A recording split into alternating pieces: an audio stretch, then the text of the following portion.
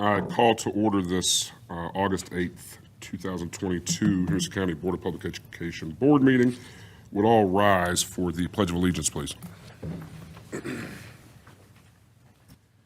I pledge allegiance to the flag of the United States of America and to the republic for which it stands, one nation, under God, indivisible, with liberty and justice for all. Thank you. Sorry we are running behind this afternoon. Just to let everybody know that is watching, Miss Amy Lynn Holt is going to be joining us remotely. And you can hear us, Amy? Yes, I can. Perfect. All right, first order of business, before I do the agenda approval, we have some new faces here. 15th, and since Ms. Holt is remote, we will need to do roll call votes by name. Okay. One last time, just for fun. Funsies. All right, yes or no, Mr. Bridges? Yes. Ms. Case? Yes. Mr. Egolf? Yes, sir. Ms. Caskey? Yes. Dr. Revis? Yes. I'm a yes, and Miss Amy Lynn Holt? Yes. All right, agenda's approved. Board chair observations, I have none today, so we'll move to members' observations. Yes, sir, I do. Last Friday, I attended the Henderson County Summer Strings Camp at West Henderson High School. And I'd like to commend Tiffany King, who was the director of that program. She had approximately 58 students who participated in a week-long summer camp for the strings program, and I was very excited to attend that, and she did an exceptional job. Thank you very much, Mr. Bridges. Ms. Case? Yes, in the paper, there was an article about how many kids that we fed this summer, and I just wanted to give a shout out to the bus drivers and to our cafeteria people for doing such a great job. I mean, it was just, phenomenal how many they did serve, so. Perfect. Thank you very much. Anybody else? I just want to say how much I appreciate the curriculum staff, I guess mostly putting together the summer bridge programs and the summer school programs. Speaking specifically to the summer bridge program, and I'm talking about the one from elementary to middle school. My granddaughter had an opportunity to be invited, and wow, what a wonderful opportunity for children, particularly who have trouble with transitions, and she's modeling on the spectrum, and it was just really a great 2 weeks for her, and she fears not going to rugby at this point. But thank you. Ms. Holt, do you have any observations you'd like to share? I do not. Okay, we're moving on. Consent agenda. Oh, public comments. We do not have any public comments, correct? No yellow sheets? All right. Consent agenda. I will take a motion whenever someone's ready. Bueller? Anybody? I move we approve the consent agenda as presented. Second. Second is Ms. Caskey. Mr. Bridges, yes or no? Yes. Ms. Case? Yes. Mr. Egolf? Yes, sir. Ms. Caskey? Dr. Revis? Yes. I'm a yes, and Mrs. Holt? Yes. No. We have no old business, so we're going to dive into new business, which is 26 policies. Just a note here. Inside of one of our policies, we used to bring all of the policies, whether they had technical revisions back, whether they were periods or commas in a weird place, or we had to update references or whatever the case may be, but no material changes. We would bring those to this board as well. Well, we're not going to do that any longer. Per our policy, we can allow the superintendent to make those changes, being that there are no material change to the actual policy itself. Does that make sense? Is everybody okay with that? Yes. Good to go. Yes. All right, that saves us about 40 extra policies there. So, Also, can we approve these? we're going to approve these all as a whole, so we don't have to vote 400,000 times. So we're going to let Mr. Taylor go with it.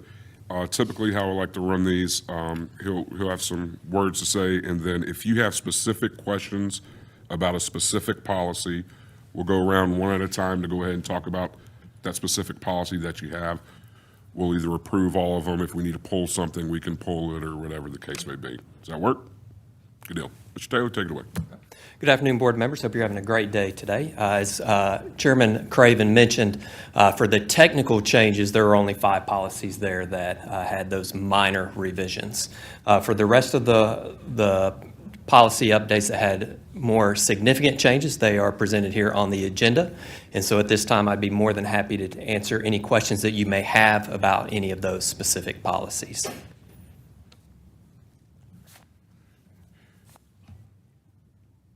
And I'll say one more thing before we get started. Sorry we got these to you so late last night, and thank you, Dr. Revis.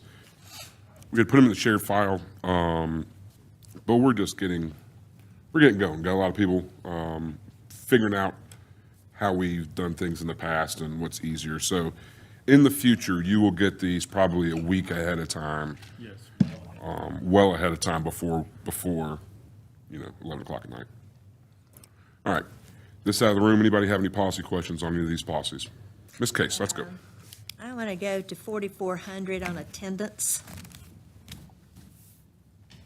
The freshmen coming in and the 6th graders coming in, we need to get to their parents and to them something specific because it's changing some for them, and I don't know how we get it to the parents, but they need to know that also.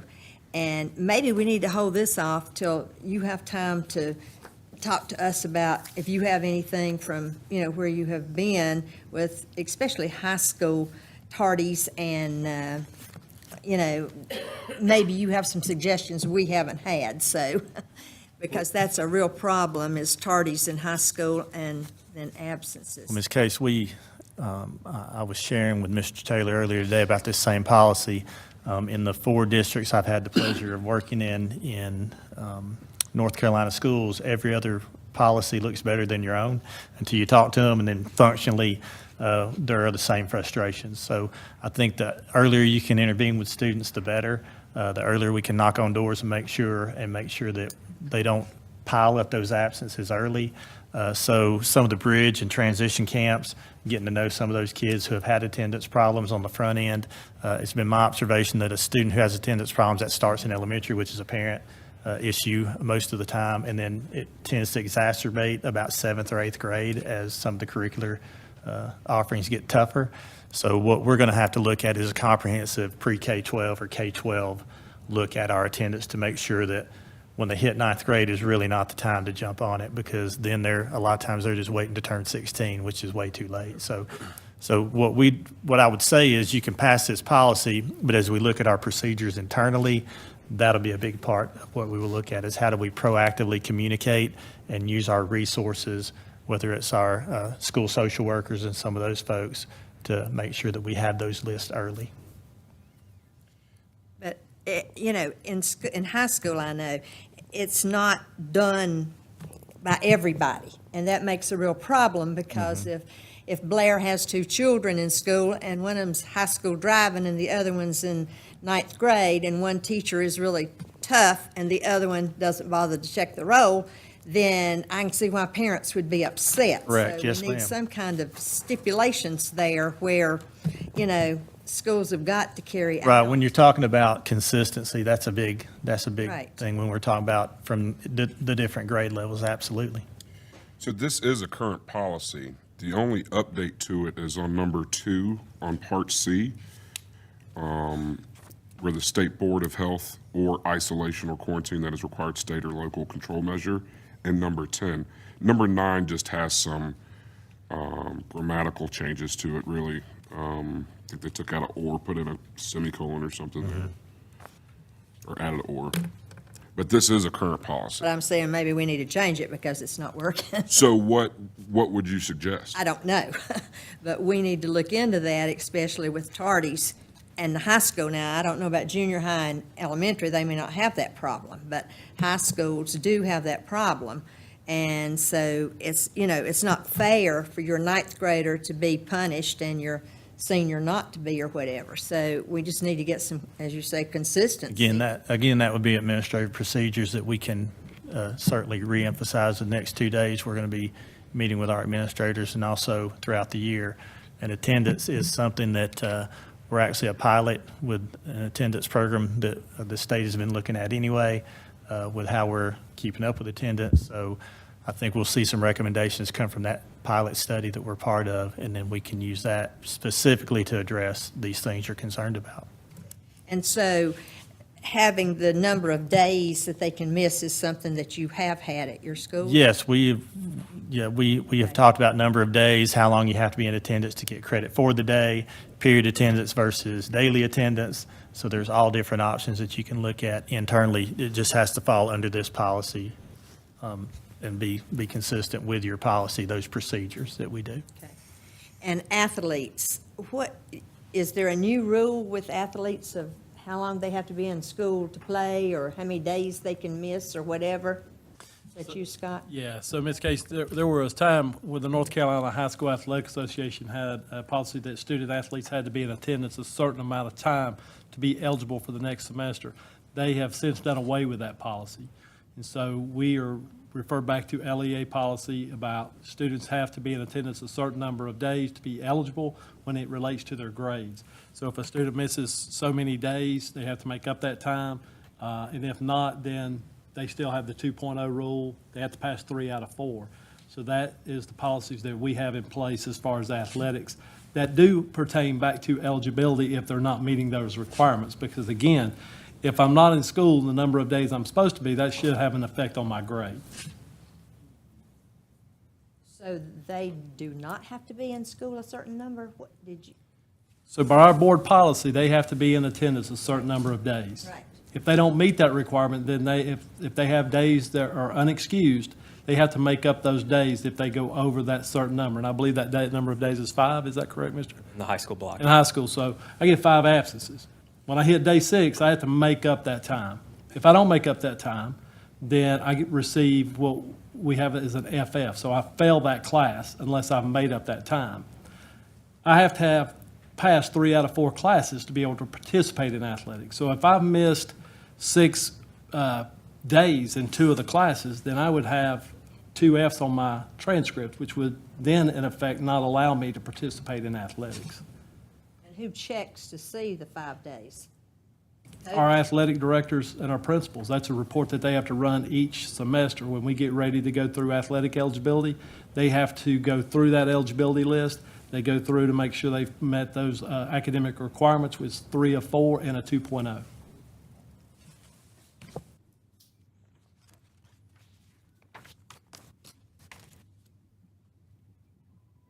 Any other questions on this policy? Okay. Ms. Case, do you have any others that you were looking at there? Yes, there's one about all schools have to give teachers a free lunch period. Which policy are you referring to? What am I referring to, Carl? That would be the school improvement plan policy. 4400, is that it? No. I believe 3430.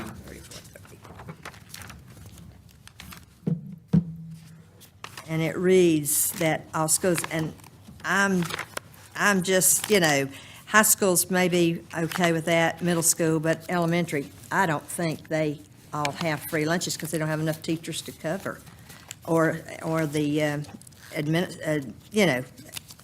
their assistants to cover. And then they're supposed to have, is it an hour, Carl, for planning? So Hour it's, free this case is duty? referencing page 3 on policy 3430. Parts E and F that reference duty-free lunch period and duty-free instructional planning of at least 5 hours of planning time per week. So, with the duty-free lunch period, it also states, or is otherwise approved by the school improvement team. And again, when we look within our schools, safety and supervision also is very important for our students, of course. And so it's trying to balance those two. And what I can say is I know that our principals really focus when we talk about freeing up teachers from duties, freeing up time for instructional planning, that those are things that all of our principals look at to really maximize. They recognize that the more time that our teachers have to plan, to work together, to collaborate, that is what's in the best interest instructionally for our students. But also it's a delicate balance of also making sure that cafeterias are supervised, car rider lines are supervised, and so it's creating that balance between the two. Does that policy say that you have to have a balance, or does it just say you have to have free lunch? What does it say? That's not it, is it? What this is talking about is in the school improvement plan. Once they, Let me address that real quick. Sure. Duty-free lunch provision is in the general statute, and what the general statute does is it does not mandate a duty-free lunch for every teacher, but it gives to the school improvement team the option to either provide it for every teacher or to establish alternative ways to approach the issue. So the statute really gives the discretion to the school improvement team. Now, how much you decide to standardize that or define that through regulation or otherwise is up to you. But the General Assembly has given it to the school improvement team to decide if you're not going to do a duty-free lunch for each teacher. So that is where it goes. So you may want to just ask the superintendent to go back and think through kind of some uniformity to that application across school improvement teams, especially at grade spans. and one of the things that we can do, because our school improvement plans are in NC STAR now, is to review those, and we periodically review those at this level through different lenses, and we can look specifically to how they are doing the duty-free lunch period or how the school improvement team voted to do it some other way. And it also says that that goal should be an average, providing an average of 5 hours per week for planning across our schools. So those are two things that we can look at specifically when we look at those school improvement plans this year. Okay. That's all. This side of the room? Questions, comments, concerns on any of these policies or any of the updates to these policies? These are already policies. Anything you'd like to point out, Mr. Taylor? No, sir. I want to make a comment, or a question. Okay. So these policies, who designs these policies? North Carolina School Board Association. North Carolina SBA. And they go through these policies and they make recommendations and they send them back to their local districts to approve changes that they've made, and they highlight in red what they've made. And then so we're just assuming that whatever else is not in red has been a past policy and is okay, because it's not Yeah, marked. we went through a 2-year exercise of, Yep, I remember. transitioning to the North Carolina School Board. So we have been through every one of these policies. Yes. As a board. I remember sitting in the And audience. it was something else. And so everything in black is already a policy. Yep. Everything that says that it's, hasn't been deleted, or if it is pulled out. If it's in red, typically it's put into the policy. And usually when we do the spring and the fall updates, they're updates on stuff that's never happened before, COVID and, all those type of, and how they deal with each and every one of these various policies that we have. This is 10 times, 100 times more in depth than what we had before. But it's not necessarily up for us to debate. Absolutely, we can debate and we can. What's in black? As long as it's not a general statute, and Chris can dive more into this, but we can change any of these policies if we'd like. So the School Boards Association sends a chart in which they tell you what is mandatory and what is optional. Yep. And your staff goes through those recommendations. And then we also look at it for all 20-something of the districts. One lawyer will just kind of look through them real quick to make sure we don't have a concern with something that the School Boards Association has done. We add that to the chart. It goes out to all of our clients. Your folks get it. So they'll bring to you these policies. Some are required, some are optional to see. But everything you said earlier is correct. If it's in black, that was previously approved. Okay, thank you. And we try not to, you want to balance good governance with the fact that you've got an organization that stays on top of this. I mean, I can't tell you how many hours they spend making this aligned with federal law, state law. with all due respect to all politicians, everything every politician does is promise to make education better. So there are new education laws at the state and federal level every single time they meet. So the School Boards Association does you an incredible service by putting into policy what has to be in policy, and then they'll make some recommendations too. So it's still a fabulous service. I can't imagine, no school district could keep up with it by themselves. In fact, I think just about every school district we represent has gone to this now because it's surely impossible to have staff try to keep up with federal and state law I changes. think we were the last ones. We had like a binder. Well, you had the great Frank Yeager policy manual, and it hung on there for a couple of decades, so. Blair. Yes, ma'am.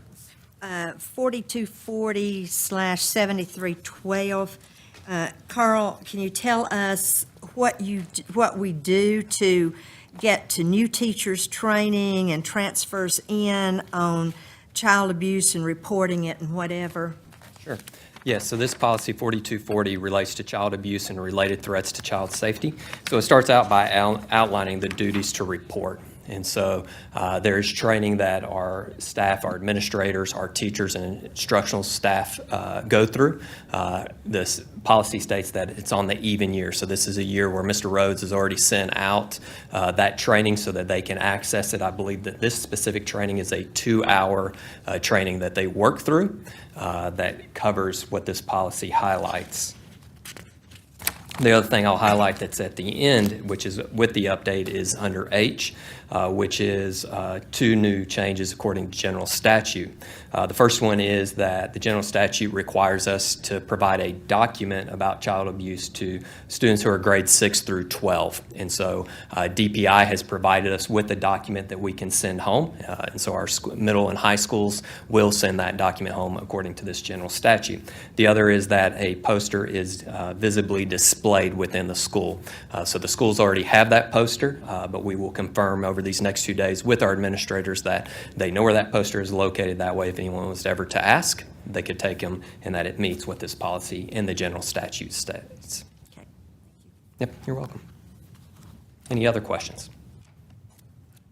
Ms. Holt, do you have any questions on any of these policies? No, I do not. All right. Yep. If there's not any other questions, comments, concerns on any of these, then I will accept a motion on new business number 1 through 26, the policies that you see there. I make a motion that we adopt the 1 through 26 policies as written. Is there a second? All right. Voice vote, yes or no, Mr. Bridges? Yes. Ms. Case? Yes. Mr. Egoff? Yes, sir. Ms. Caskey? Yes. Dr. Revis? Yes. I'm a yes, and Mrs. Holt? Yes. Sweet. They are approved. Next up, thank you, Mr. Taylor. I like that. I know. I didn't go through. We spent hours on these things great. before. Yeah, Sole source procurement, innovation partnership grant, Mr. Socia? Doesn't it just sound exciting? Yeah.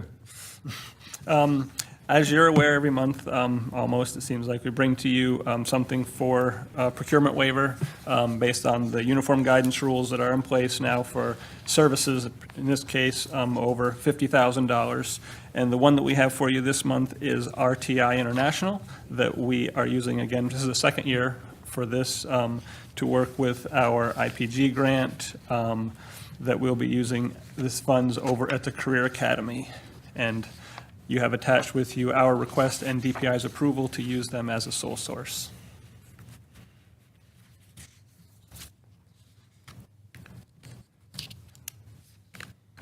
Do you have anything on this one? No, sir.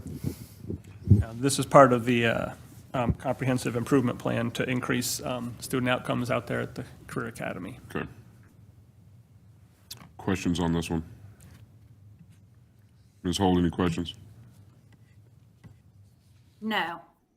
I'll take a motion. I move that the Henderson County Board of Public Education approve RTI as a vendor under the sole source exemption guidelines. Mr. Bridges? Yes. Ms. Case? Yes. Mr. Egoff? Yes, sir. Ms. Caskey? Yes. Dr. Revis? Yes. I'm a yes. Ms. Holt? Yes. That's 7-0. All right, the Child Care Stabilization Grant Playground Project. This is a cool one, Mr. Bernie Socia. This one is actually kind of exciting. Yeah. 13 upgraded playgrounds, that doesn't come around very often.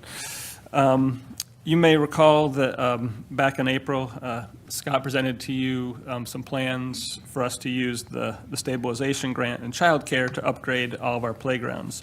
So since that time, we have put out an RFQ, we have had presentations and met with vendors, and we have selected a vendor, RVE Incorporated, to be our recommendation to you to select them, to be an engineer to do design work for these playgrounds for us to get it done.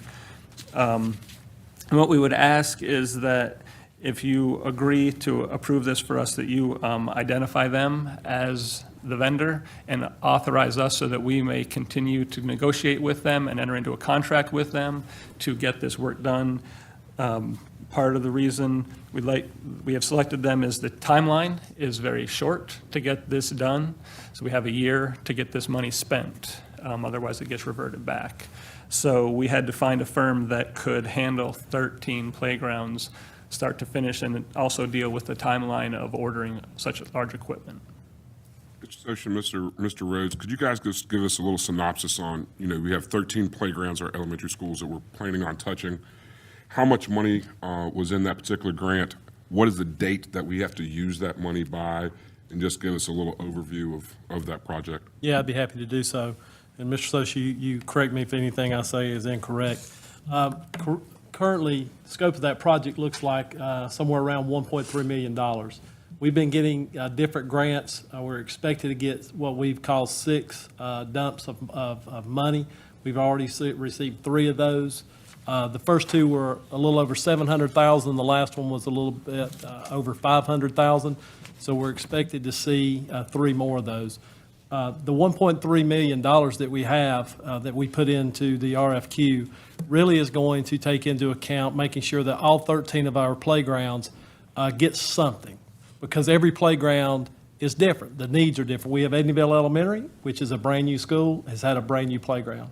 But then we also have Upward Elementary, which that playground has not been able to be used for the child care program in almost 20 years.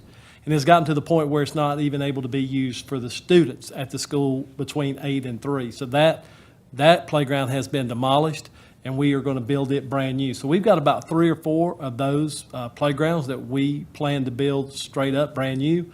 But what we want to do is create equity, but at the same time making sure that any of those playgrounds who need upgrades, that we're making sure that we take that into account, because we recognize this opportunity will never, and that's not embellishment, but this will never probably ever happen again in our lifetimes to have this unique of an opportunity. The stabilization grant really allows us to be able to do this because it pinpoints what that money can be spent for, and this is one of those examples. And so what we're expecting is the principal working with our child care staff, Sonia Hall and Stephanie Edney, and also working with the rest of our staff to make sure that those plans are approved and that everyone has something that is going to be meaningful to their school. Has a question.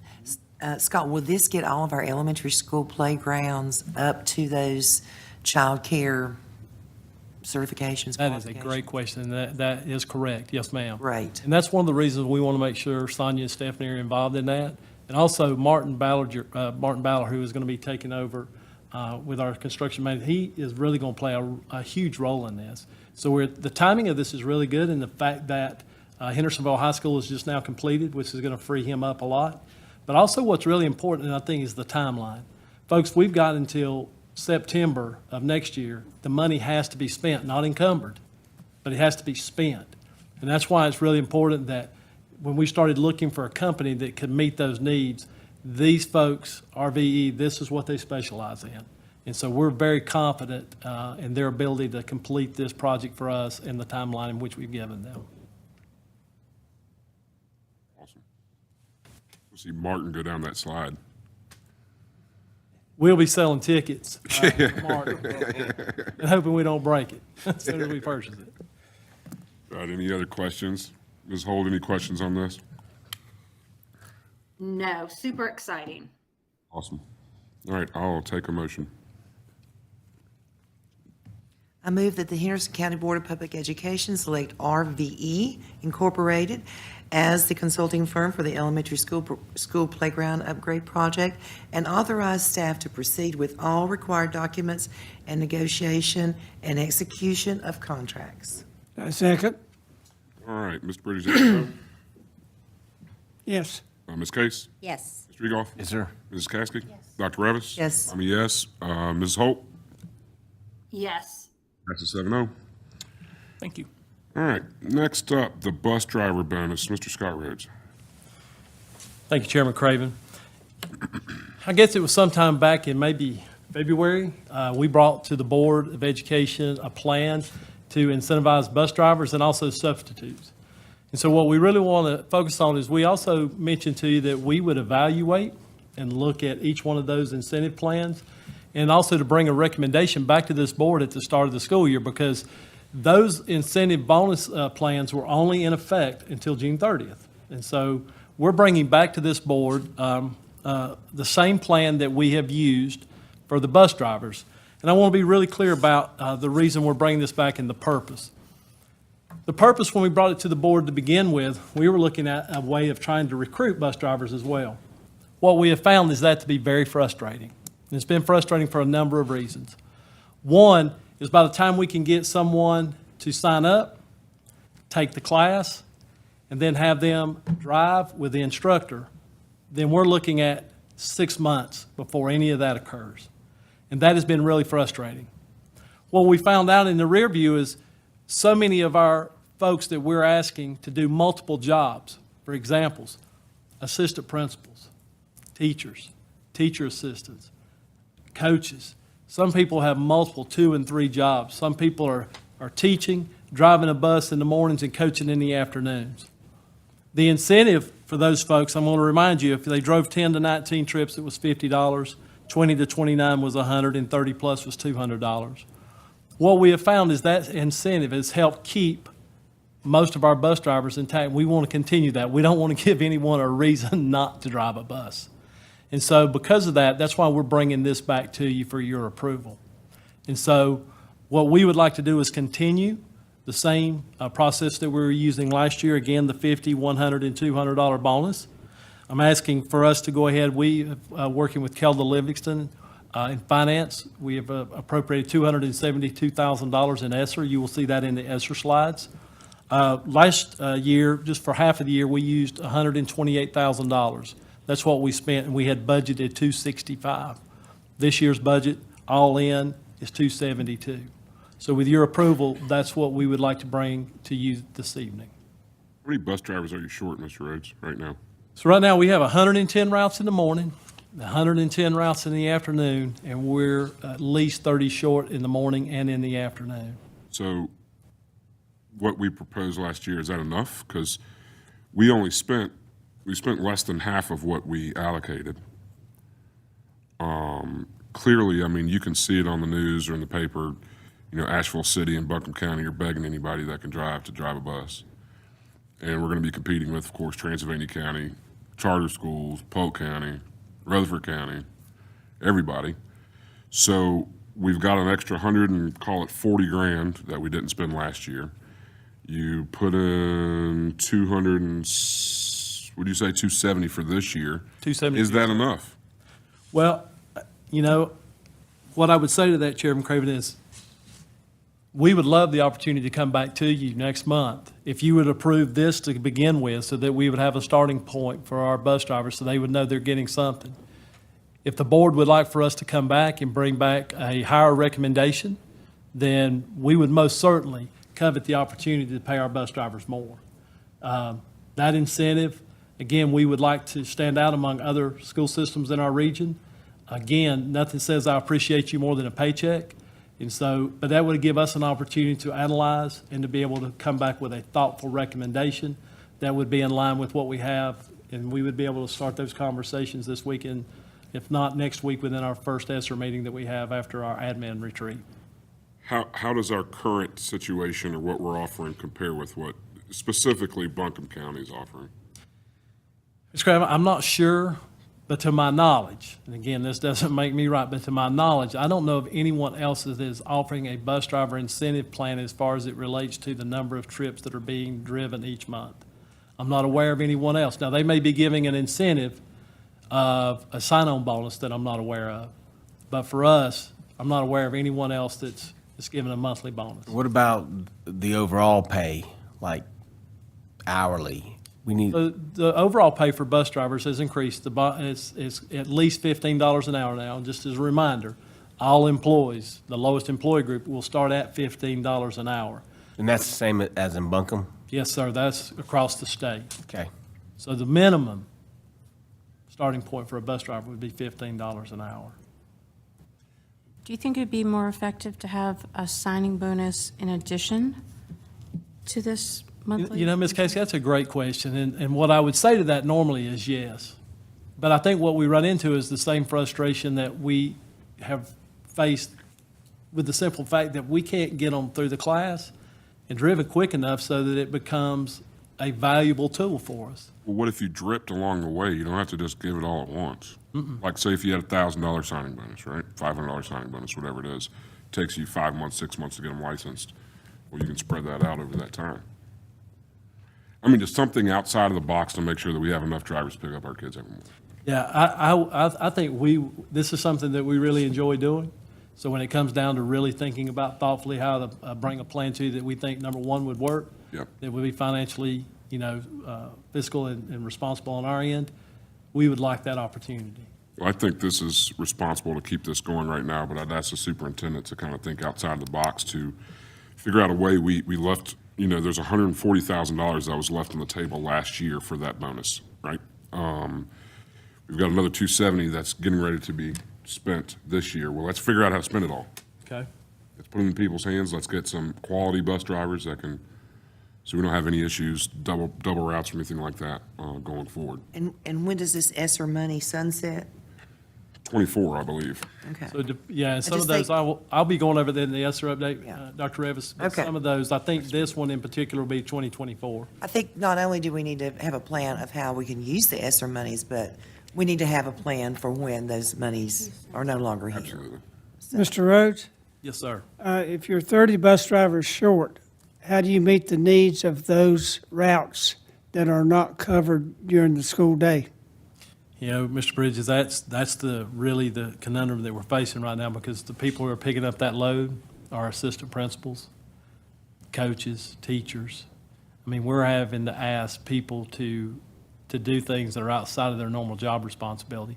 And I think this is a really important time to really brag about our assistant principals who, folks, we've got some that their day starts at 5:30 in the morning and doesn't end until 5:30 and 6 in the evening, that are driving morning routes and afternoon routes.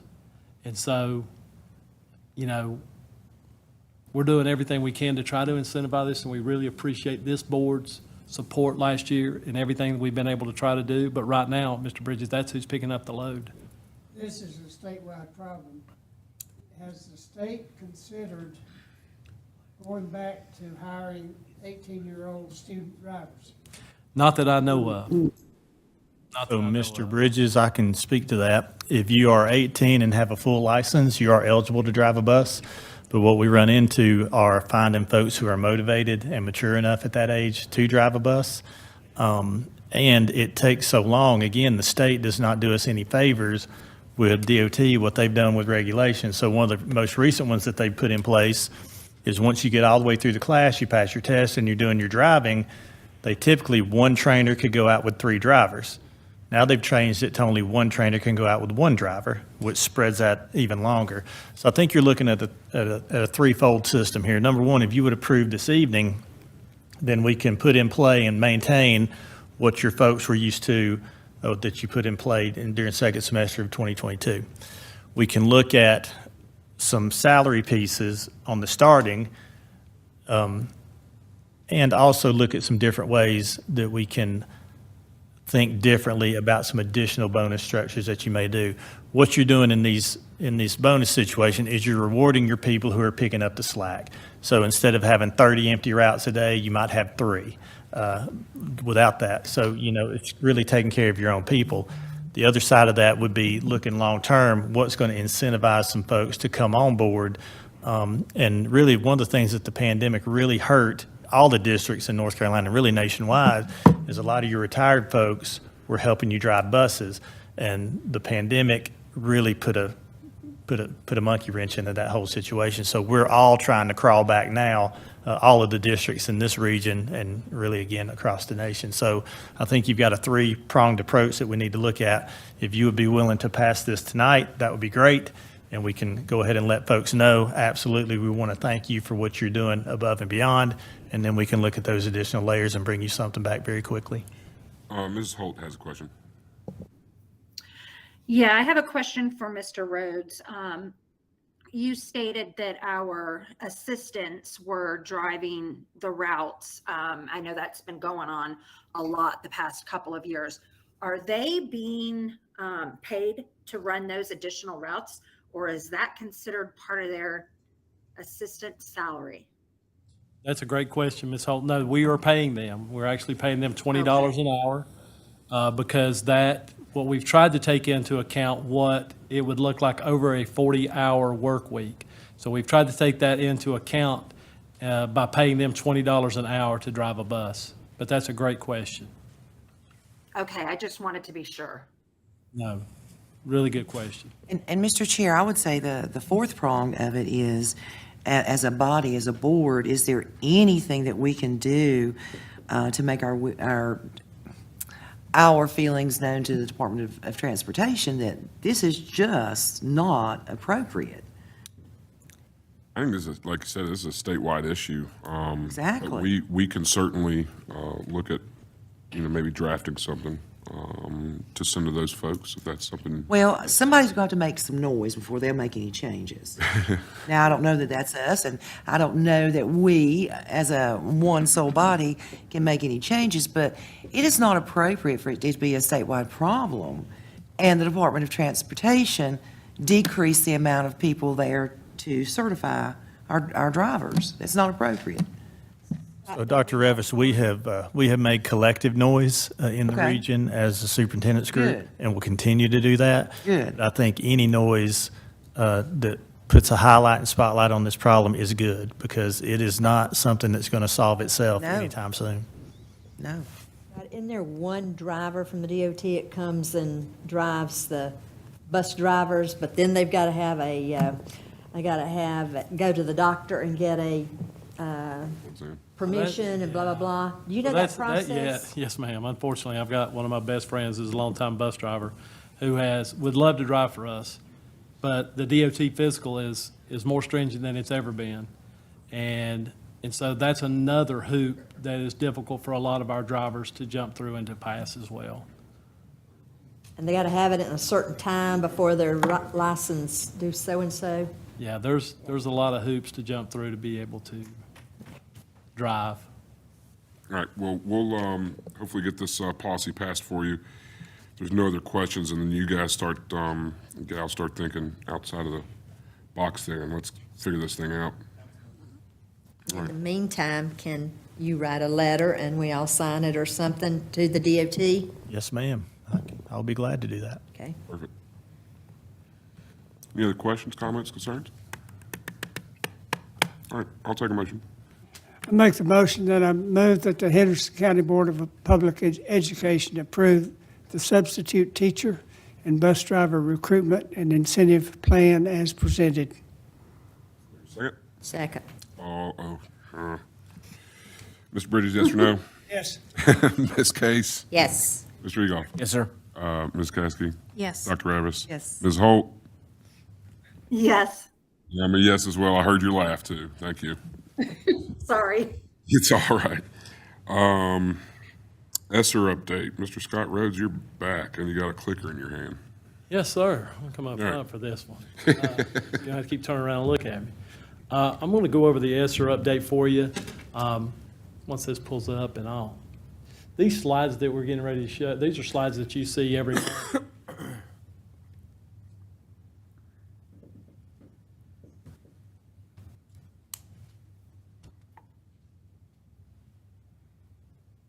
So while he's pulling this up, one of the things that I'm going to go through As I mentioned to you about the bus driver bonus, but you'll notice that we did not bring to you the substitute bonus.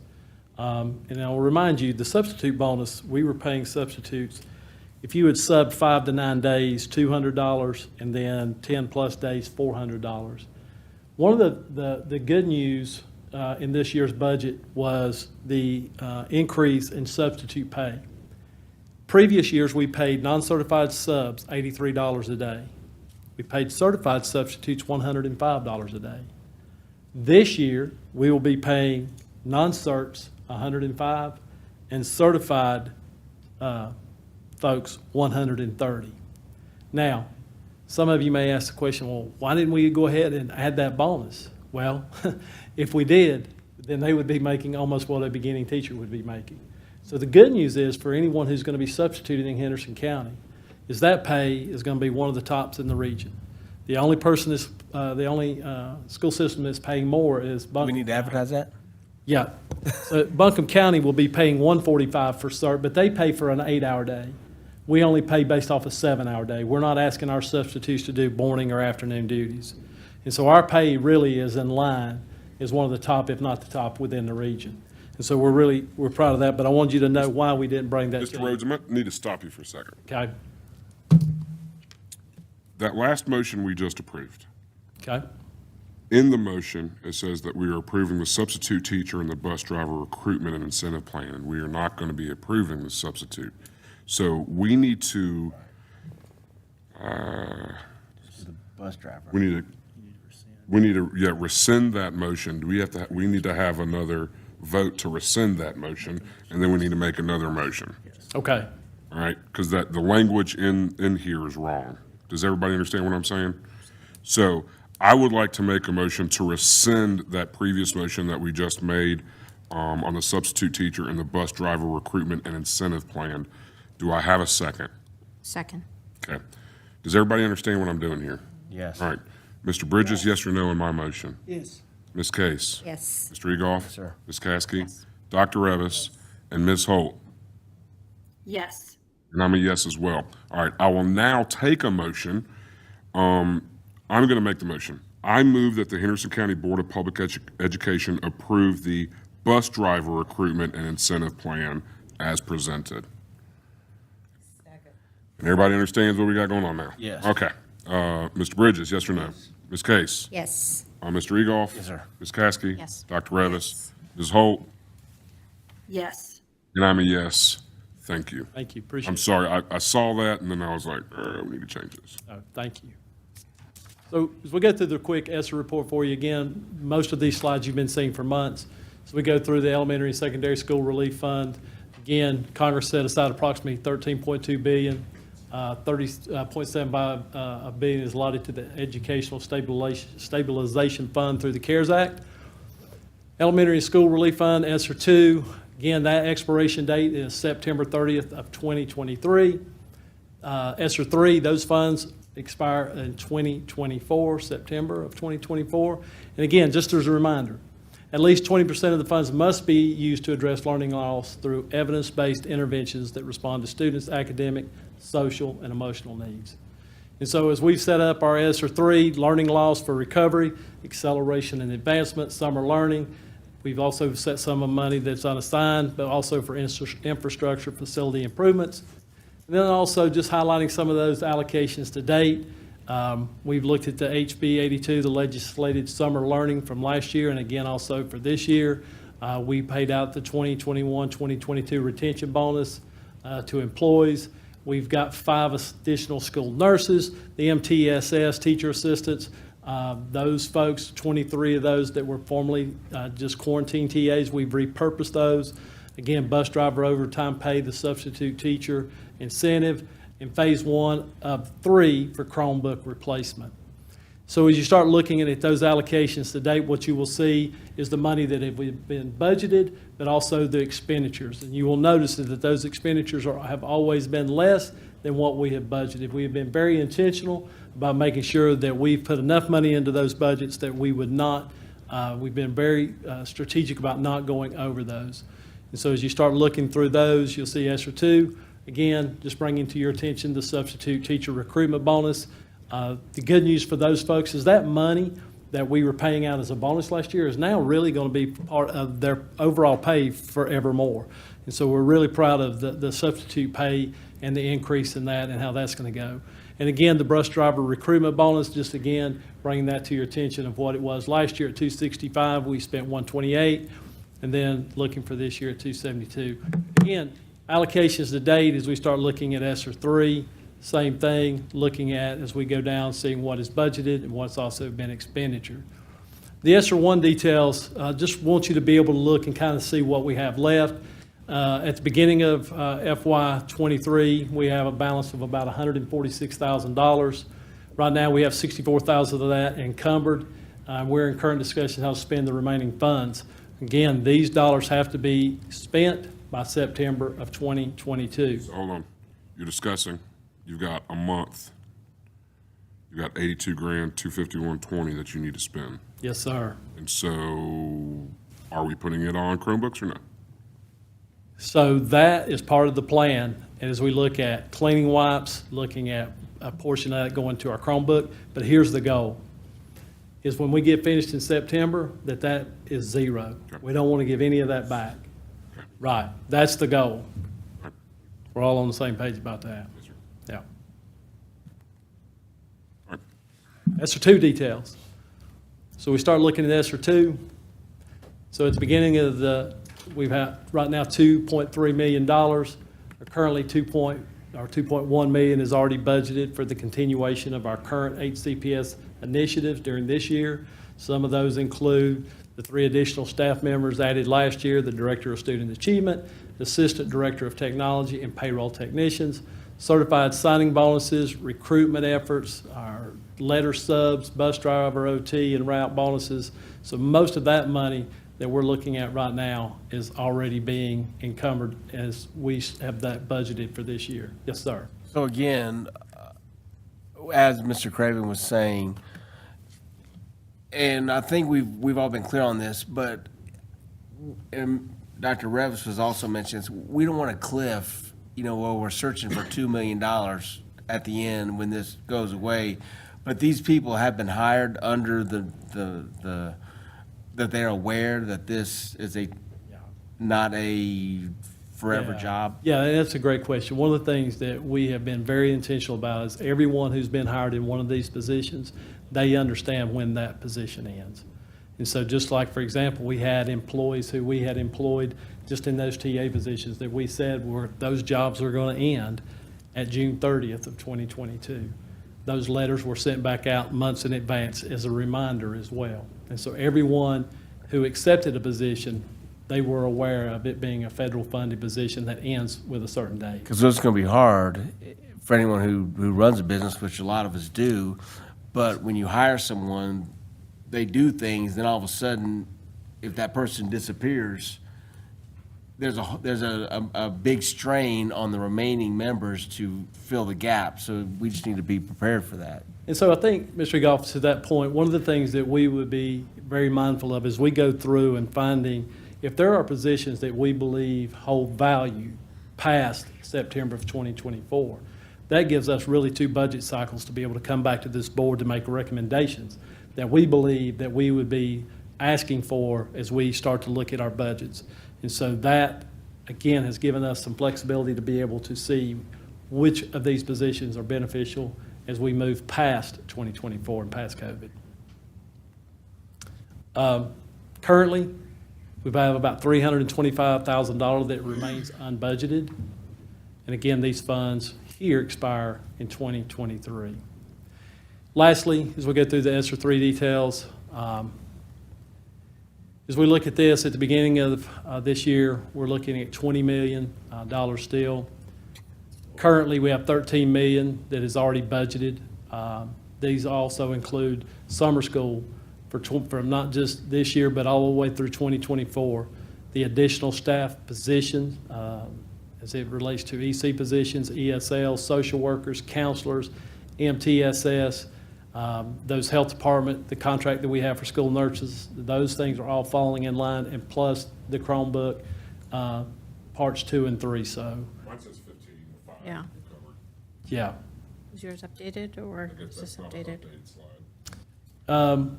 I think what we've had is, we've had an updated slide deck that he's looking at the old one. Yeah, so Kelda actually updated this. He's got an older version. We've got 4.7 that's unencumbered right now. Mm-hmm. With the expiry date of September 24th. Yes, sir. Good deal. Well, So again, as we look through, again, additional support personnel, technology upgrades, classroom instructional technology replacement. Any questions? Ms. Holt, any questions there? Oh, she's on the beach. All right, No, sorry, I couldn't get my mute Good off. place to be. thank you. Thank you. All right, capital projects, Mr. Carl Taylor. I think we got one knocked out last week. Okay. We spent 8 years on the thing. Might as well show some more pictures of it.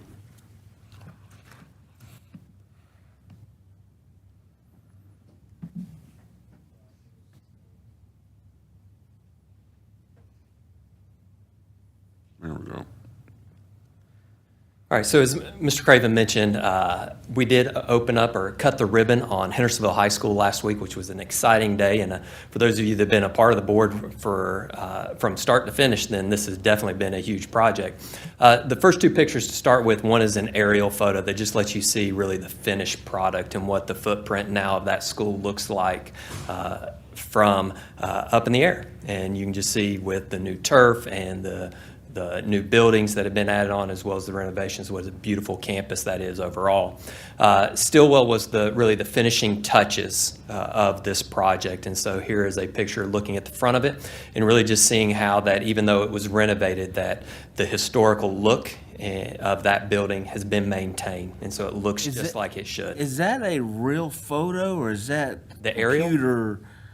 No, the one on the right looks like a rendering. Yeah, it's, well, The one on the left looks like it's rendered. The left one was real. I saw the guy that took the drone picture of it. yes, they're both real photos. I mean, that's a The beautiful- Stillwell I went and took. Is it? The aerial one I iPhone 50. It's took good offline quality right there. from I our mean, that's a beautiful school. Yes, yes, indeed.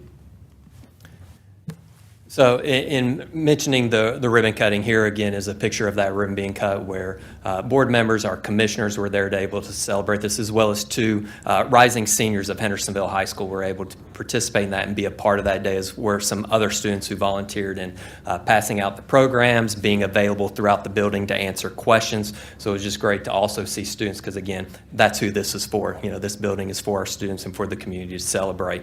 Also, as part of this day, Mr. Wilkins was kind enough to give some tours. So he had quite the following that went around both the Boyd building that opened up last year, as well as being able to see Stillwell that is now open. Here are a couple of pictures from Stillwell now that it is finished. These are pictures that I haven't been able to show before, as it was still being worked on at our last board meeting. But as you look at this hallway picture that goes down to the event center and back behind the auditorium space, when you think about the outside and how that old look still is maintained for Stillwell, but then you look inside at these hallways and you look inside at the classrooms, you can see how well the old has been blended with the new to where it meets the current needs of our students, but also maintains that tradition of that building. I just want to say a couple things. This has been a long, long time coming, this project. You know, it started 8 years ago. I got involved with it really 6 years ago and some change kind of brought me on the school board. And there's a lot of bad blood, a lot of different places on this project, from different designs and different architects and different this and that to what we have today. There were a ton of smiling faces. I talked to folks that Wednesday, and then there was an event there on Friday for the Tin Can Man, the video on the 1972 HHS basketball team. And there was a lot of alumni that came and saw that in the courtyard and the reception area out there beside the auditorium, and there was nothing but smiles from every single one of them. It looks like a college campus back there, honestly.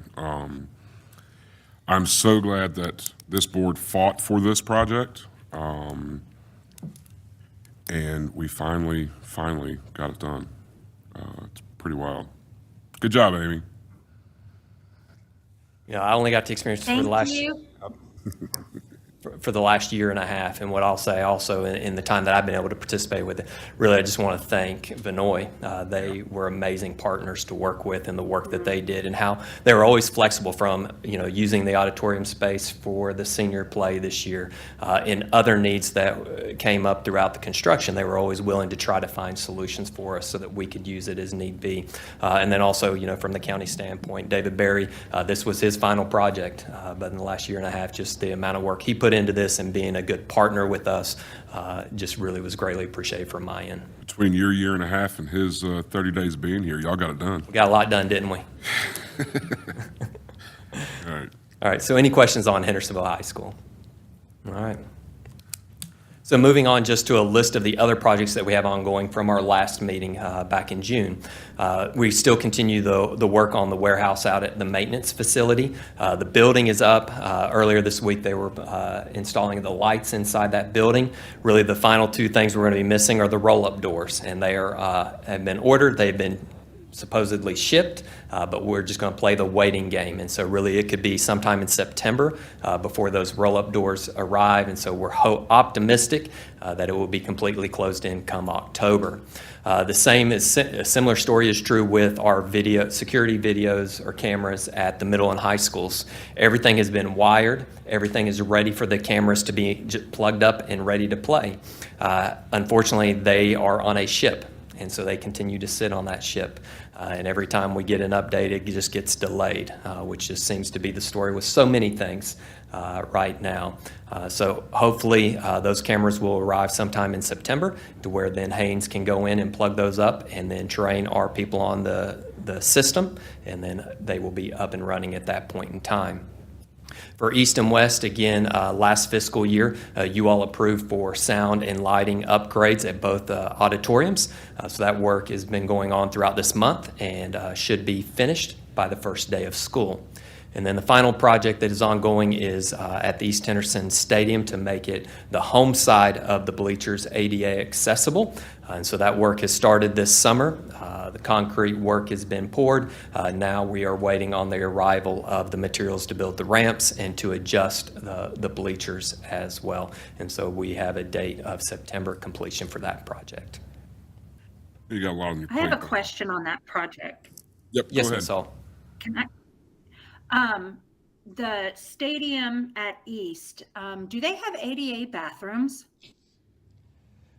Yes, I believe that both in the male and females that there are stalls that are ADA accessible. Okay. I was What just about getting our there. other high schools? I was just getting Sorry. there, Mrs. Holt. I was getting well, to that go ahead point then. to add to his plate. That is something I definitely can look into. You know, I can say from a West Henderson standpoint, their restrooms, even if they are ADA accessible, someone getting down to them is an issue there. So there is access up top, either into the main building or there is a porta-john that has been delivered there as well. So there's some options, but it's not ideal by any means. I would have to look into North and Hendersonville just to speak to both of those. I think that's something that needs to be done sooner rather than later. You know, we've seen on this board the condition of a lot of those bathrooms, right? And we know what the ramp looks like going from the top of the stadium down to the actual football field. And so I'd like to go ahead and charge you guys with, let's look at those bathroom options. Let's look at that ramp that's going to West. Let's figure out how to make those bathrooms at East, West, and I think North is fine I'm not sure, but. I will check into all of I'm pretty sure North is fine. But I want to see that all of those are ADA accessible in the near future and what that would take to get there. Yes, sir. Okay. And I think one other thing that is already on your plate, but I know we've received a bid on the lights at North. Yes, sir. So I presented last spring the quotes that we received from Musco Lighting, which is a state-approved vendor for both those. And at that time, the board asked us to seek other prices. And so that is something we're working on. There is another company that is on the state-approved list that we're working with to get a Okay. quote from them. But also, we're preparing an RFQ if needed, just to put it out on the street for anyone else. Okay, cool. So I'll have an update for you at next month's meeting. How about upwards single entry? That is something that we continue to work with the county on, and again, I will have an update at the September board meeting for you on that. Actually, Mr. Garrett's going to give us a little bit of an update Okay. on that one right now.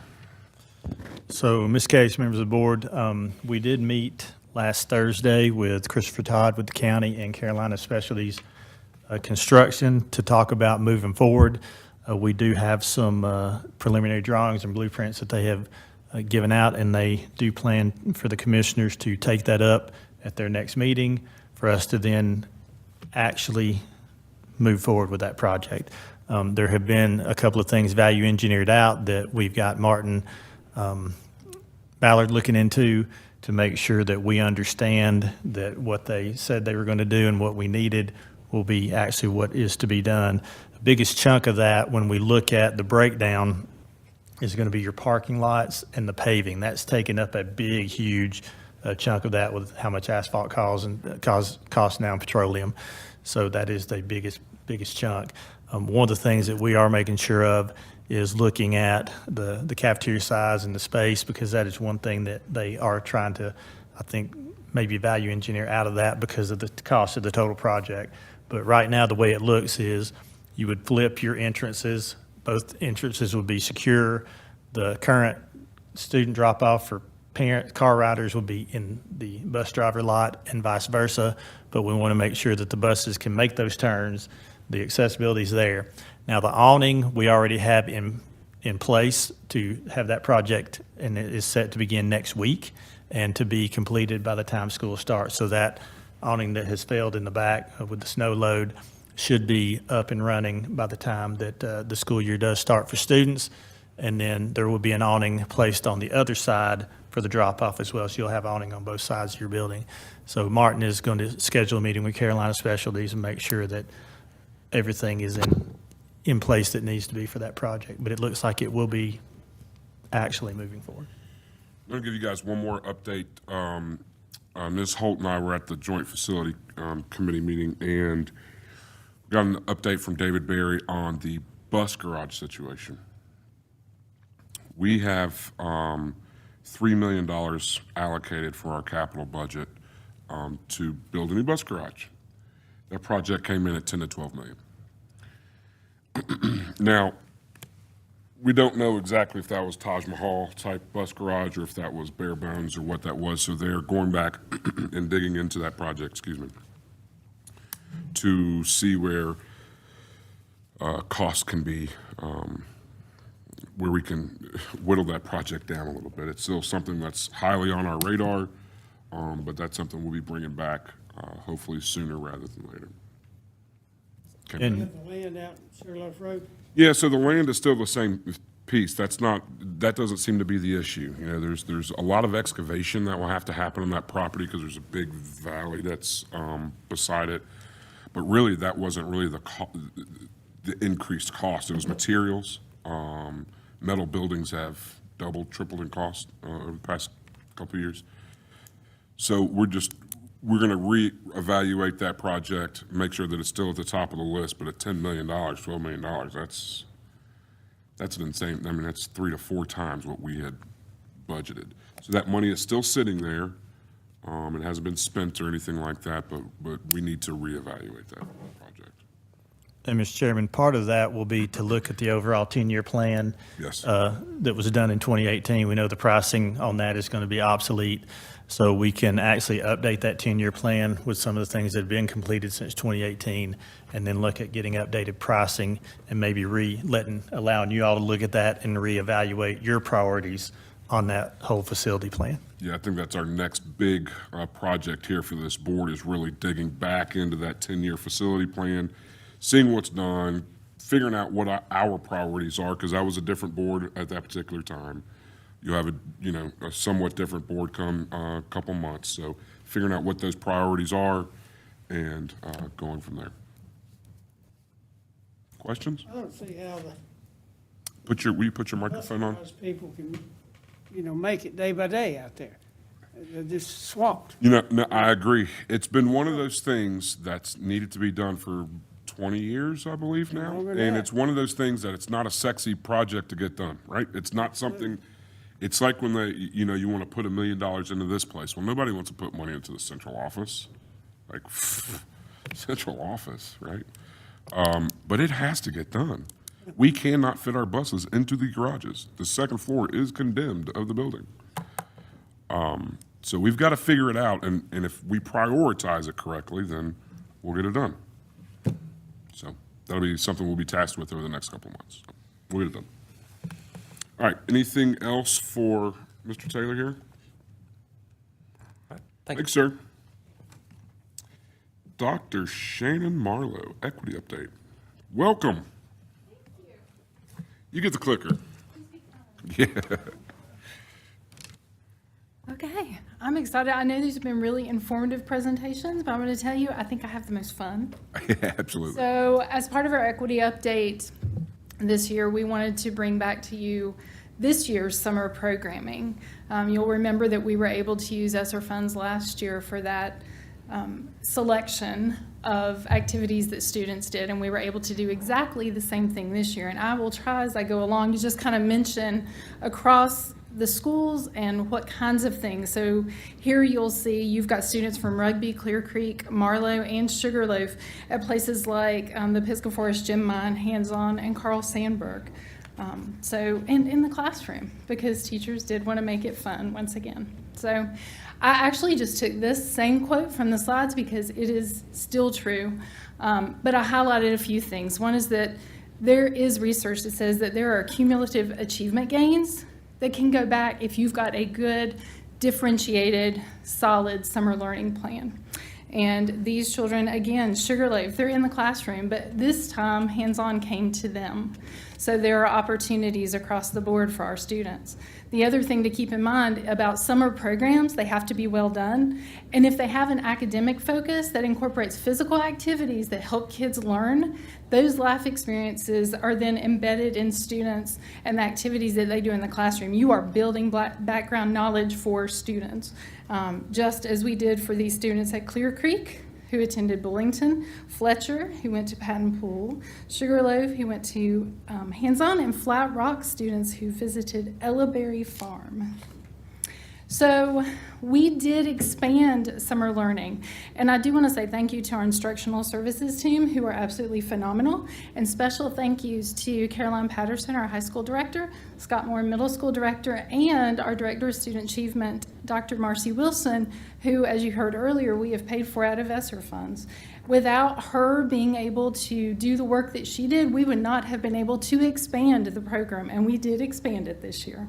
So summer learning, you'll see the dates up there for each of the programs. We had activities going on all summer long. It's like school never ended. So summer learning was K-8, and the expanded community partner experiences included reading camp, which is first, second, and third. The House bill that's over that 387 does say that next year that will be second and third graders, but that's a required 72 hours is reading camp. That was embedded in the K-8 summer experiences. What expanded specifically was the community partners, and we'll talk about that in a minute. We also wrote a grant for summer bridge activities. This was rising sixth graders, as Dr. Revis referenced earlier, and then rising ninth grade students. So the summer bridge program was specifically around getting students ready to enter their new school environments, but also exposing them to career and college opportunities. And we've heard great things about that, as well as Career Accelerator. So that was for our 8th, 9th, and 10th graders, and it was based around career clusters and pathways. We actually looked at programs that had been identified by the Henderson County Public Schools Business Advisory Council and other community partners as high-need labor markets. We used our Star Jobs North Carolina to align the offerings for Career Accelerator. And those career clusters included things like health sciences, manufacturing, public safety, and information technology, as well as hospitality. The other thing that was not an expansion but is also included there is that we did also offer credit recovery for high school students again this year. So if you want to know who came, we had 920 elementary students who attended, 522 middle school students, and that includes Summer Bridge as well as K-8 Summer Learning, 355 high school students, and we had 25 seniors attending. Those numbers were very similar to last year. There was the article, I think, that Ms. Case referenced earlier about how many students that we fed. That's pretty much embedded in this because those kids were there all day for programming. And you'll see these pictures include places like Zaniac. He's doing a taste test. That's why his face looks like that. Then we have Scientific Method Lab, Hendersonville Soil and Water Conservation, and Carl Sandburg again. So students from Clear Creek, Flat Rock, Hendersonville High School are included in these pictures. Just like last year, we did focus on many of the same things, which included academic skills. That was first and foremost. But we also looked at other things like individual small group instruction for students, supporting their social support skills, skill application and exploration. If you're going to learn something, you got to figure out how to do something with it. Voluntary participation was included in this. Parents were invited to have their students attend, but we had pretty good feedback from parents as well. So we had people asking. And of course, transportation was included in this for our students to make sure that they could attend. And you'll see students here from Flat Rock, Clear Creek, Fletcher, and Marlowe at places like Johnson Farm, hands-on, and then one of the Summer Bridge opportunities up there. So the House bill did not require fun this year. Last year, you might remember Dr. Frost standing here that it required fun. Well, it did not require fun this year, but we chose to make it fun. And you'll see some of the community partners that K-8 Summer Learning and Summer Bridge attended here on this slide. Remember that Summer Bridge also included that career and college pathway exploration, but we needed more slides this year. So we have managed to expand. It was really fun. And again, this was made possible by Dr. Wilson, who has wrapped her arms around this as part of her role. Now, specific to Career Accelerator, these were some of the businesses and academic opportunities that they were able to go through and visit. The North Carolina State Extension has been a partner of ours, but as well as Blue Ridge Community College, but you'll see some others on there that we frequently work with, but we're able to expand what we do with them this year. So summer learning was for K-8. I'm just going to flip through these. If you have questions about them, there are the exciting things that our kids did. The North Carolina Arboretum, Bullington hands-on, First Tee, again, the hands-on, and they did stuff in their classrooms. If they weren't going somewhere that day, teachers made sure they were going to have fun or apply something that they had learned or been to visit the day before. This is continued for K-8 summer learning. STEM challenges were all the rage this year. Cradle of Forestry, Riveter, team building games at Carl Sandburg's building birdhouses, the Scientific Method Lab again, and then once again Chimney Rock, Fireside Golf, all kinds of activities. The Summer Bridge became a little more specific, so you'll see some really interesting things in there. STEM challenges that they did, Blue Ridge, Chimney Rock, the North Carolina State East Research Center, Biltmore House this year, Western Carolina University, and Riveter Lego robot kits, which is awesome because we have a robotics grant that we will be implementing in our schools this year. And then also, as you move through these slides, when we get to Career Accelerator, that grant for next summer has already come out. It has already been due. We've already written it and we've already received it. So we are already planning for a Career Accelerator next year. Yeah, we've gotten some great feedback on that. And you'll see the drones flying there at the North Carolina Cooperative Extension. So now I'm going to go straight to the last slide, or next to last slide. We do not have all of the results that we want to have at this point. We did have the use of our iReady system. We use the end of year data, and then we actually did an assessment with kids at the end of summer learning because we wanted to know, is it effective? Are we getting what we want out of it? But we have not had time, since it just recently ended, to pull all of that together for you tonight. But we did pull our high school credit recovery, and you'll see we had 283 credits were recovered. 22 students graduated based on that, and 75 kids were promoted based on what they did this summer. What do they need to do to recover a credit if they've lost it or They- got behind on it? Those activities are specific to the high school. They work directly with those students, and they're doing classes, work, additional things that they need to do to pick up those credits. So it's usually school-specific and student-specific. But again, we look at data. Data can guide our way, but our why is an example of this letter that Dr. Wilson retrieved from one of the community partners. They brought it to and shared it. One of our students actually wrote this, and just for those of you who may not be skilled in young student writing, it says, "Thanks for giving time to notice me." And that's what it's all about. So, That is what it's all about, right there. all right. Thank you. That is awesome. Any questions, Dr. Evis? No? Well, just putting a plug in again for those bridge programs, because I heard that we may not have money in the future years to do that, but if there is any way, at-risk monies, whatever, because the research is very clear, when students make those transitions, some of our children can really regress academically in those transitional years. So I just think it's a wonderful program. It is. It gives them an opportunity to get to know people, to get to know the space, Yes. and to begin to feel comfortable there. Yeah. Like they're a part of it before they ever And I walk through think the door. they did a lot of advanced learning and getting ready for the school year. So, whatever we can do, I want to make a plug for that program. Sounds good. Heard and received. Thank you so much. Thank you. Child care services update. Do you have an update, Mr. Rhodes? Just very brief.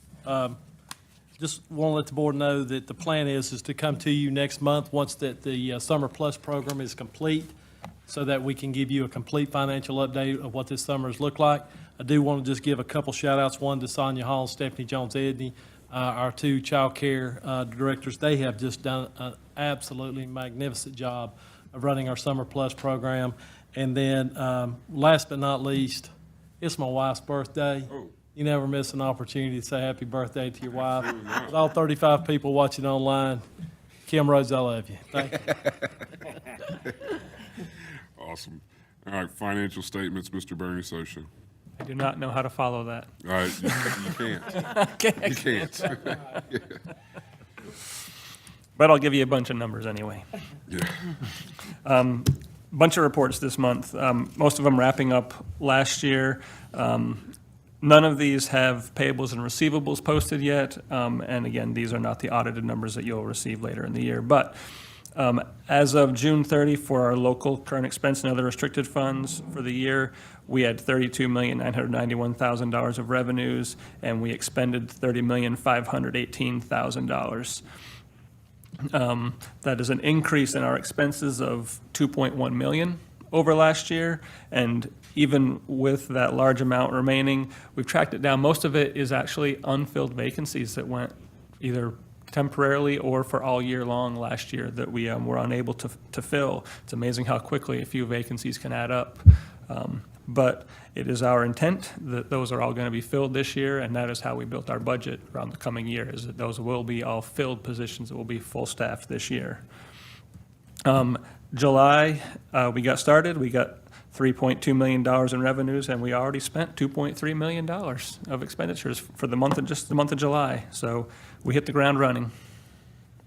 Capital outlay fund for the 21-22 fiscal year, we received a total of $2,238,000, and we spent $1,946,000. And you'll notice on the report, some of that is a little bit inflated, if you will, because we have the school bus replacement program that runs through there. It's no money that comes to us, but we're required to account for them in our books. So if you're thinking, wow, we did all of that, well, some of that is just the school buses. It's the 1.5 million that is primarily our capital outlay budget.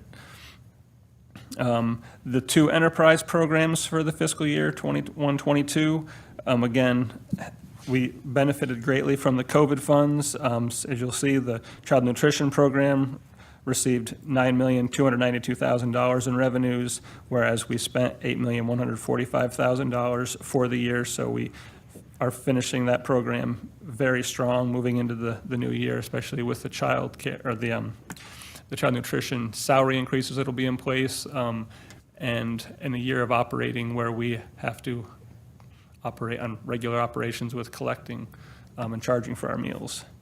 The child care program, we had $3,512,000 in revenues and $1,260,000 in expenditures.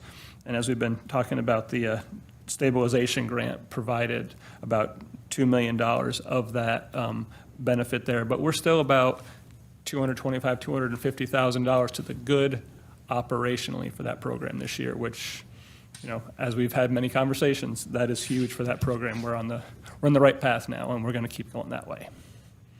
Got a couple questions for you. Yeah. How much are we going to book for fund balance? Do you anticipate? I know these aren't audited, and you've got some receipts there, but what do you think we're going to pick up in fund balance? We're Local going to current. be, for the 21-22 year, yeah. we're looking at $1,750,000 going into fund balance. So what does that put us at? So, 6. Okay. And the next question I had, it's not really a question, it's more of a observation. You know, you're booking on child nutrition, our fund balance should be up to, what's the fund balance there? So I'm not guessing. We booked 1.1, and then you're going to add another, I think it's like, what, 3 million? In just the child nutrition Yeah, program? just child nutrition. Yeah, we have about $3 million in the bank in child nutrition right now. Okay, and when we're planning on budgeting for this coming year, we know we always, and I think we need to make sure that we have a real big push again to sign your free and reduced waivers. We need to get that out. We need to sign those. We need to get them back. We need to figure out, send it through the app, send it through whatever we need to send it through so we can get reimbursed for that. But this is going to be a huge year for child nutrition if they don't, and it doesn't look like they're going to re-up free lunch for all this year. It looks like that's gone. And so Correct. we increased prices. And so there's going to be a little bit of heartburn, I believe, come August 29th when school gets started, when we get back. So we've got a lot of work to do on that to make sure that we're on top of it so that we don't end up like we were with child care 3-4 years ago. Does that make sense? Oh, absolutely makes sense. Yes, sir. All right, Yep. so if we can just make sure that we're getting the word out there, I know Molly's not with us, but get the word out there, sign those forms, and keep an eye on that fund balance to make sure that we're not digging too deep into the I pockets. believe one of the first messages went out this afternoon. Oh, did it? For the, Okay. for the free and reduced, for the forms to start that push. That's, as you said, it's important for child nutrition.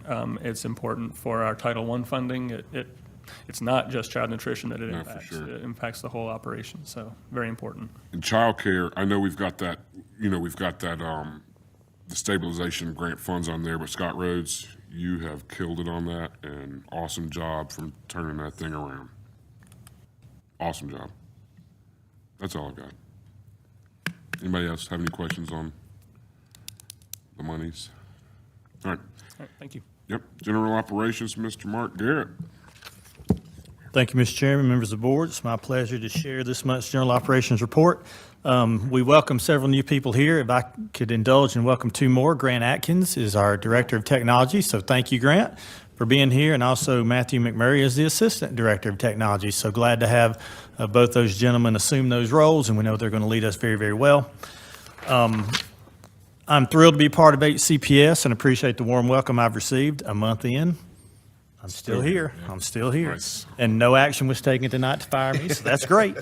What I've been focusing my time on is making the district and community connections as a means of learning all about the district and all the conversations that we need to take place to move forward.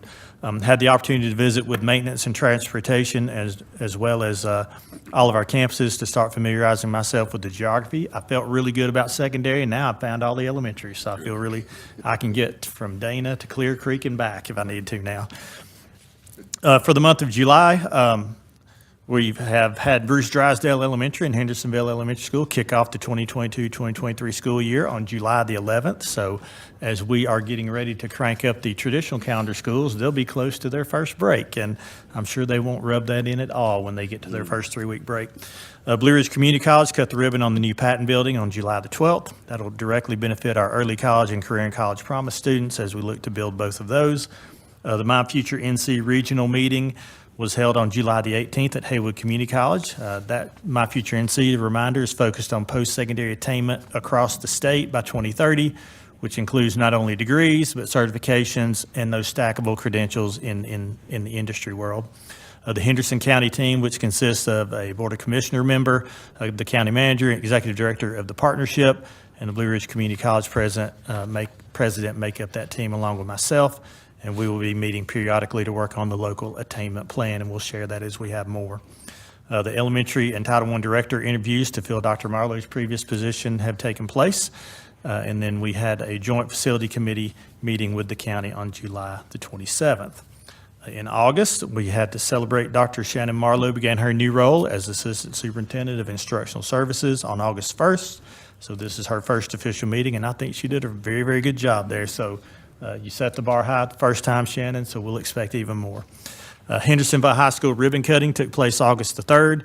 Great attendance, and I concur with Mr. Craven. I've heard nothing but great comments about that facility from folks who have been on that campus, had the chance to go by and see or attend the ribbon cutting, and there were smiles everywhere. So that beautiful facility will serve many more generations of Bearcats. Outstanding to be complete and ready to serve students a full year ahead of schedule.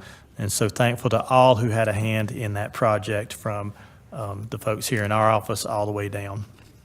Public information officer interviews have taken place, and we're getting right up to a final candidate and doing some checking there. The regional teacher of the year, it currently is Ryan Mitchell, Henderson County's own, and the current regional principal of the year is Dr. Marcia Justice, again, Henderson County's own. They were both honored at the August State Board of Education meeting last week. The Administrator in-Service Professional Development Days are coming up tomorrow and Wednesday at Blue Ridge Community College. We invite the board to join us for lunch on Wednesday, and feel free to stay for a legal update from Mr. Campbell. So we have tried to coincide that, so please join us on those days if you're able. Opening day for Henderson County Early College and the Career Academy is coming up on Thursday, so 2/3 of your calendars will be in full swing at the end of the week. Our new teacher, new employee breakfast will be on Monday, August the 15th at Highland Lake Inn, starting about 8:30. So please join us for that event if you are able. Traditional calendar schools then open up on Monday, August 29th. We remind the community to please watch out for buses and traffic around those school zones. So get ready for your commutes to be a little different than they have been for the last 8 or 10 weeks here. Families, we do ask that you fill out those free and reduced lunch forms, and we'll continue to get those out, get that word out as the USDA program has changed. And then I'm planning on opening up the day at Etowah Elementary with a WLOS feature at 4:45 a.m. So if anybody wants to join me. No, sir. Pass. I don't see any hands up, so I will take care of that. And then travel to as many schools as I can on opening day. We've talked here as a leadership team to make sure that every school gets a visit on the first day from someone, and also continues to receive that report throughout the year. And those are my updates for this month, and certainly appreciate being able to sit here and get through my first meeting. So thank you for that. Pre-panels? Pre-panels here? Oh, this is great. All right. All right, Ms. Holt, you have any questions? Anybody else questions? No. All right, I will take a motion to adjourn. I move we adjourn. Second. Yes or no, Ms. Bridges, Ms. Case? Yes. Sir. Mr., yes. Yes. Yes, and Ms. Holt? Yes. Yeah, and I'm a yes. Have fun. We'll